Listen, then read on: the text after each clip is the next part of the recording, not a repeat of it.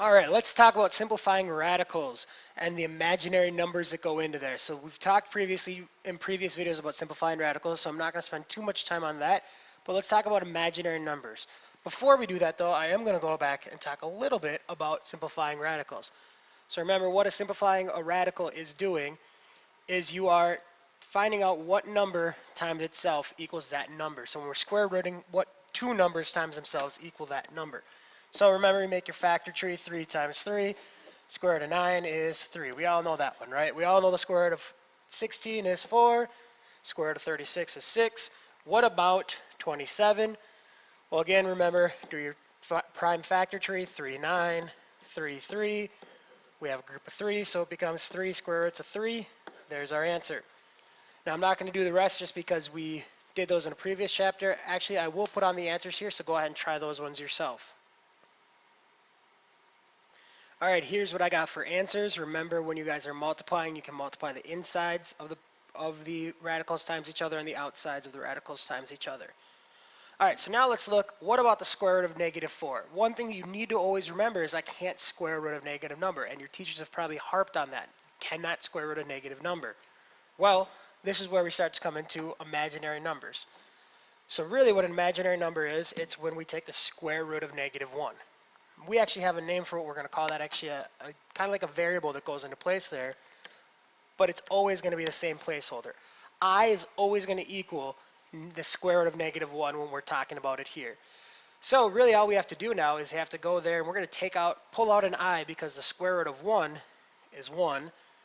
So we're just going to pull out an I from each piece. So what I mean by that is the square root of negative 18 is really going to equal I times the square root of 18, because to get from there to there, really we're doing the square root of negative 1 times the square root of 18, because we're doing inside times inside, which really is the same thing as I times the square root of 18.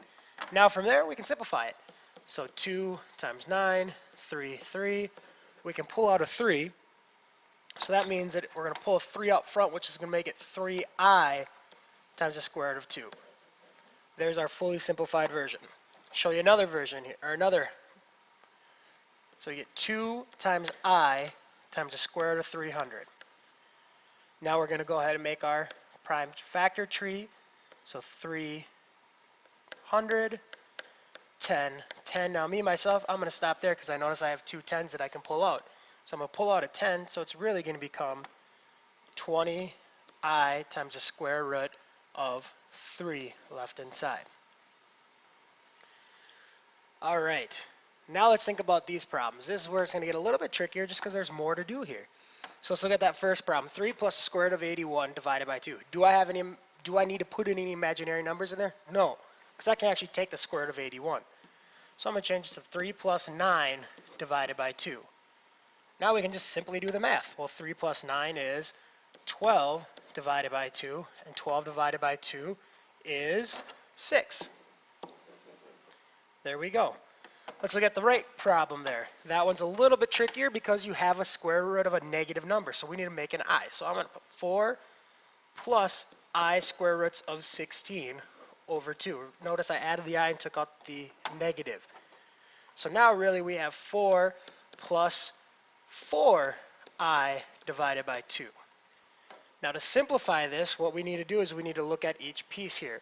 So remember, we need to look at there compared to there.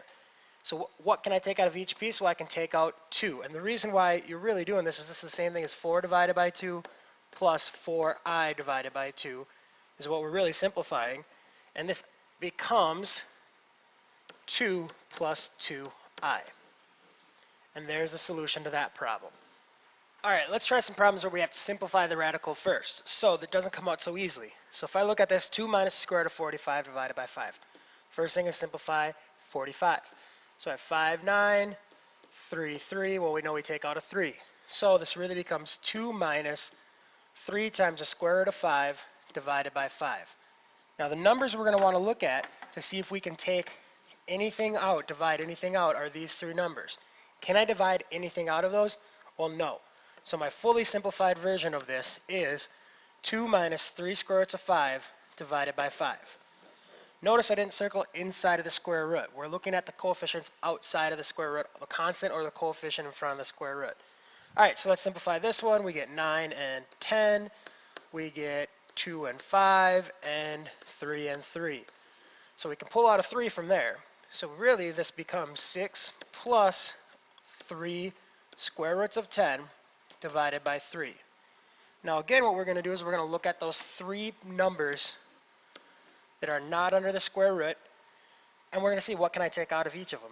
Well, I can take a 3 out of each piece, so really I'm going to do 6 divided by 3 is 2, 3 divided by 3 is 1, so I'm not going to put anything there.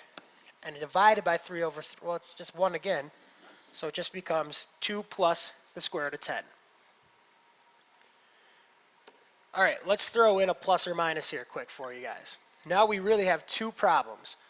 But first what I'm going to do is I'm going to get rid of that I, and I'm going to simplify, or that negative, and I'm going to simplify the inside. So it's 2 and 9, 3 and 3, and I'm going to skip a step and pulling that out. So it's going to really be 6 plus or minus 3i times the square root of 2, all over 6. Now before I go any further, I'm also going to simplify each piece again. What can I take out of those? 3. So really it becomes 2 plus or minus I square roots of 2 divided by 2. Now can I simplify any further? No, I can't. I could write it out as 2 plus I square root of 2 divided by 2, or 2 minus I square root of 2 over 2, but I'm just going to leave it as this one equation looking nice and neater like that. All right, do the same thing over here. Well, do I have a negative square root? No, so I don't need to worry about the I, but I can simplify this.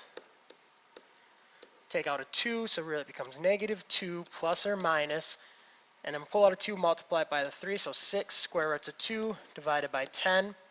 Now again, we're going to look at those numbers out front. What can I pull out of each piece? I can pull out a 2.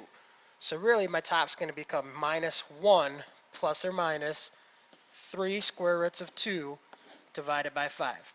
And I could split that up, but I'm not going to. I'm going to leave it like that. That's all I'm going to talk about in this video, so please let me know if you guys have any questions.